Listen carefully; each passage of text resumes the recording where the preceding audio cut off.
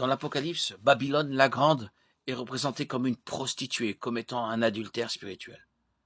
Un second ange suivit et dit, elle est tombée Babylone la Grande. Elle faisait boire à toutes les nations le vin de sa pornéia.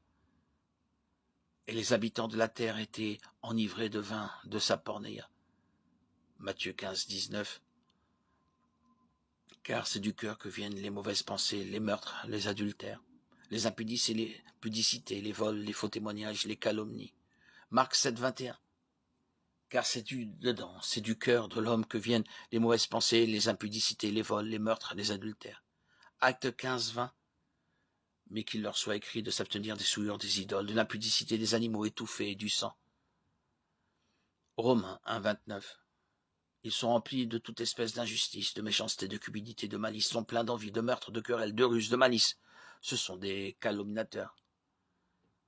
Apocalypse 9, 21.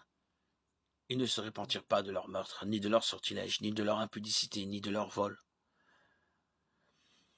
Le mot pornéia ne précise pas quel type d'activités sexuelles sont immorales. Cependant, puisque le reste des Écritures définit toute activité sexuelle en dehors du mariage comme interdite, tout cela serait considéré comme immoral.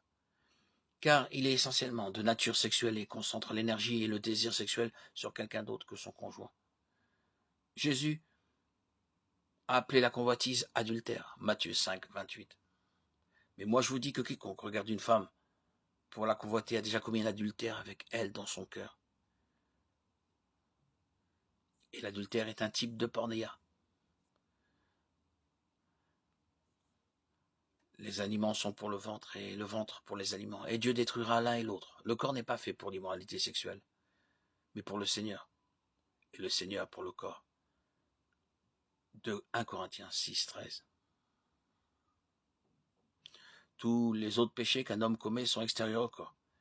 Mais quiconque pêche sexuellement pêche contre son propre corps.